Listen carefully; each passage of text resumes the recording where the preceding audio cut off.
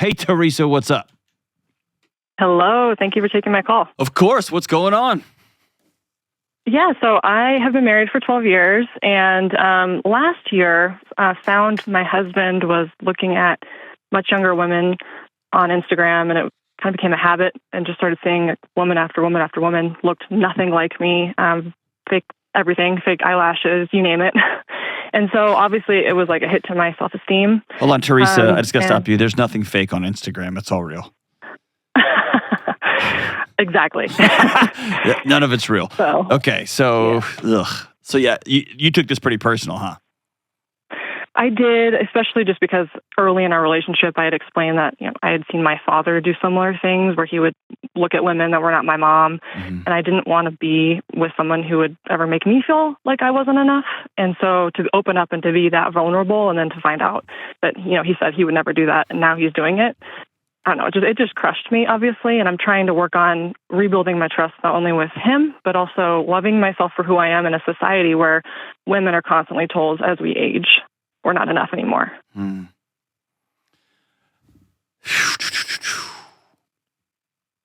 have tons of thoughts, but they may not be helpful. How can I help you? I want to be able to not go back to those moments of feeling kind of worthless. Okay. Anytime we have an argument or things come up, I go back to that. I lose trust. If he says one thing, I bring that into it. Like, well, if he lied about that, he's obviously lying about this. And I want to be able to overcome that, number one. And number two, I really just want to be able to appreciate where I am in my life. I've had kids. I just don't know. I just feel like I try to overcome it, and I keep going back to that space. So he's not on the phone. If he was on the phone, I'd have a different conversation with him. So the questions I ask you are inquiries. They're not blame, okay? And my hope is when people are hurting, sometimes it's easy to conflate those two things. But, man, I'm on your side. I'm sitting with you at this table, okay? Here's my question to you.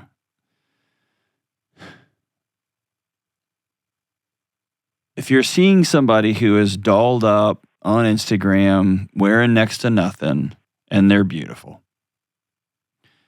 I get the idea that I want my partner to only have eyes for me. I get the neuroscience behind the dangers of pornography and the dangers of like that. I get that. The question I have for you is, you take something that your husband is doing, looking at scantily clad, pretty young women on Instagram,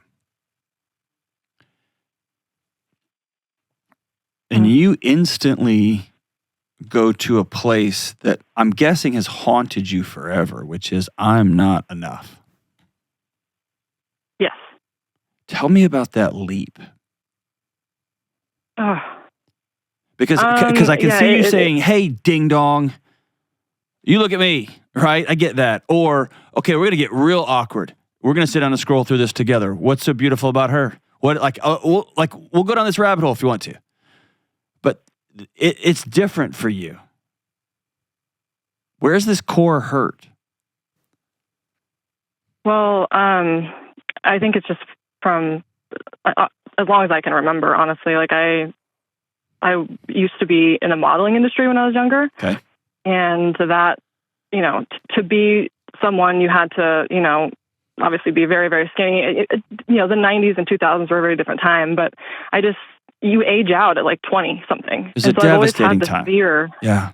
I've just always had this fear of aging. And I was really starting to appreciate myself and my love of myself after having kids. Mm-hmm. And it was almost like right as I was like at the cusp of feeling like I love who I am, this happens. And I'm like, see, this is why. Yeah, but my little fear is telling me this is why you can't trust people. And this is, I don't know. But you're conflating two things. You've completely outsourced your belief in yourself and your identity to a secret action your husband takes. Mm-hmm. You're worth more than that. Yeah. And then on top of that, you've conflated your identity, your less thanness, with his trustworthiness. And those are two separate things.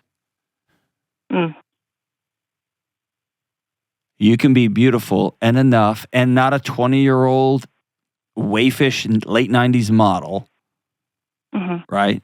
You cannot be that, and you can be whole, and your husband can be trying to hide stuff from you on Instagram.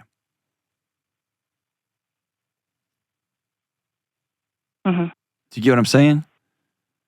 Yeah, I do. But it's like the great Brene Brown says, like, what you go looking for in the world, you will find it. And it seems like your antenna for I'm not beautiful, I'm not enough, I'm not enough, I'm not enough. My body's not my own. You're just scanning and scanning and scanning until you finally find it. And then your body goes, told you. Yep. Told you. Right? Absolutely. That's got to be exhausting. Very exhausting. I'm tired. Yeah. Yeah. Yeah. I just don't know how to stop doing that. I don't know. Often it starts in a pretty weird place. And it starts with do you have kids? Yes. How old are they? 10 and 8. Next time, lead with that. Because I was about to say 12. But somewhere real early on, you got a very clear message that your beauty equaled your worth. Absolutely. And your body put a GPS pin in that, and it's been scanning your environment forever. And now you got a 10-year-old. In your own house, that whole machine of worth and not worth and beauty and not enough, and if I'm not this, then who am I, is your body's replaying this whole story, and your kids are right there with your kids. You get what I'm saying? Oh, yeah, I absolutely do.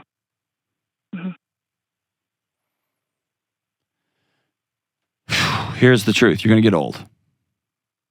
Yep. You can make peace with it, or you can fight it all the steps, but you're going to die either way, right?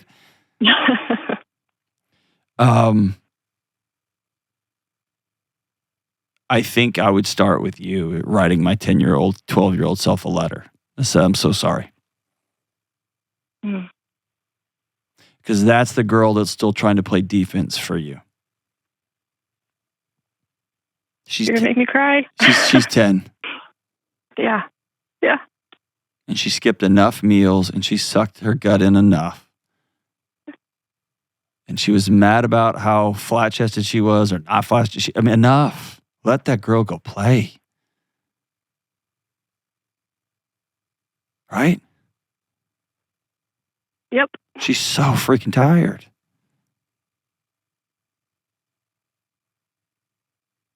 And you're going to have to practice because you don't want your kids to go through what you went through.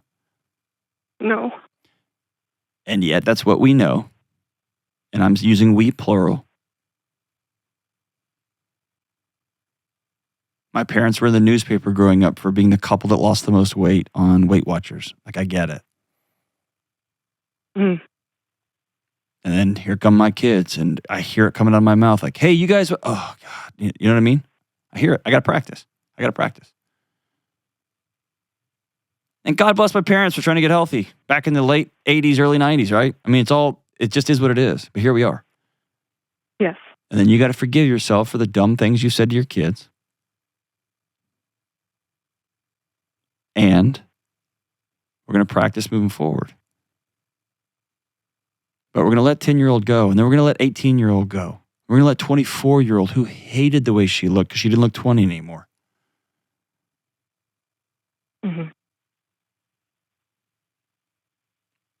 And sometimes this exercise can be done by writing letters, and you probably have several to write because 24-year-old you may have made some decisions that weren't great. Yeah. And first-time pregnant you may have hated her body. I don't know. I'm just repeating stories I've heard over the years sitting with hurting, terrified people. But it's the opposite of what your intention is. And your intention is to grip everything tighter. What is he looking at? I want to see his phone, and that's a proxy war for what's going on inside your chest.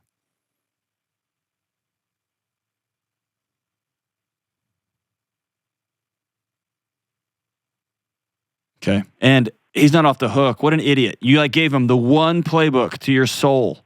And probably, if I'm being crass, to your bedroom, don't look at other women. And he's like, got it. And he went and did that one thing, right? Yeah. That's not cool. That's not cool. I mean, I'm not naive to think he's not going to ever think another woman's attractive. It was just the pattern of behavior and looking at things that were, like he always said, I love natural-looking women, and yet you're looking at women that are not natural. Yeah, so but also... it doesn't make any sense. I won't tell the story because it happened to my son. What I will tell you is I'm watching my 14-year-old follow yet another pattern of Delony behavior, which is complete and utter cluelessness. Mm-hmm. And so he may not know that those are fake whatever. You know what I mean? Where you, as somebody from the industry, who you can go, that's not real, that's not real, that's not real. Some dudes can't, it never even occurs to them, right? You see what I'm saying? Just is. Yes. And does that let him off the hook? No, in no shape, form, or fashion. What I want you to do is to unhook his idiocracy from your self-worth and your identity. Yeah. You're just worth more than that. And you have been for a long, long time. Mm-hmm. Do you believe that? I'm getting there. Thank you. Here's a second option if writing letters gets pretty cumbersome. I want you to go into a room by yourself where you can close the door, okay? Sometimes it needs to be a closet. Sometimes it can just be your kitchen table if everybody's gone from your house. Sometimes it can just be on the couch. But I want you to settle yourself in a way where you're sitting down. And I want you to hold with your hands your arms first trimester you. Okay? Okay. Sometimes when you're talking with abusive men, we ask them to get down on their knees and look up. So their body remembers the position of powerlessness when their mom or dad was standing over them. I want you to hold and cradle your younger self, is what I'm asking you to do. And I know it sounds woo-woo and cheesy, but I want you to put your body in that position because that person deserved to be loved and held regardless of what her hips were doing. Yeah. And then the daily practice is a journal saying, I love the following about me. And I want you to do that for a month, 30 days. Start every day and end every day with 3 to 5 things. I love this about me. It doesn't have to be aesthetic at all. Okay. And can we be honest for just 2 seconds? Mm-hmm. Yes. You don't look like a 20-year-old late 90s model, do you? No. No. So we're not talking about denying reality. We're not talking about lying to ourselves and yada, yada, yada. Yeah. It's making peace. And from making peace, if we need to go exercise, if we need to go sit with a doctor, if we need to lose, we'll go down that rabbit hole. But you can't get there from a place of I hate myself or I've got to punish myself, so I've got to beat myself up to get to this thing. That never has any lasting, it never has any lasting effect. You white knuckle it and then you hate everybody and then it all stops. And then you just cycle up again. Yeah. This is letting 10-year-old you go play. 18-year-old you go play. This is forgiving 22-year-old you. This is making sure those kids know there's not a thing you can eat that your mama won't love you to the end of the moon and back. Absolutely. And then we go hit husband upside the head and say, what's the matter with you, right? Yeah. But listen, from this place, I'll end with this. It's going to sound like blame again. It's not in any shape, form, or fashion, okay? A romantic partner knows when the other person doesn't like themselves. Mm-hmm. And outside of an abusive relationship where somebody is predatory, preys on that, on hurting people, it can be hard to plug in. Yeah. Right? And so this is probably a pretty amazing moment when you sit down and say, I love myself and I'm worth being loved, and I'm going to do the work to let myself off the hook, to let my nervous system rest and be at peace when it sees itself in the mirror. And then you and husband sit at the table together and say, we get to rebuild our marriage, whatever that looks like. And this isn't about you scrolling on women on Instagram, but by the way, don't do that. Don't do that for our daughter. Don't do that for me. Don't do that for you. And that's almost always somebody who's starting to feel not alive in their own home, in their own skin. Yeah. What do you and I both need to create aliveness in this home? Do you know what I'm saying? Yes, I do. I think that's a worthy adventure for both of y'all to go on, because I want y'all to have like the most amazing, greatest marriage ever. And I want him to not be an idiot and not take his, let's hold our conversation. Tell him to call me one day. That'd be a fun phone call. But I want you to have peace from the inside out. I want you to build a life that you want to live in for the first time, and not a life that you're running from and running from and running from and running from and running from. Because we're all going to get older. And I want that trip to be as fun as possible. That means I got to be in the driver's seat of my own life. I'm super grateful for you, Teresa. Thanks for the call. You're awesome.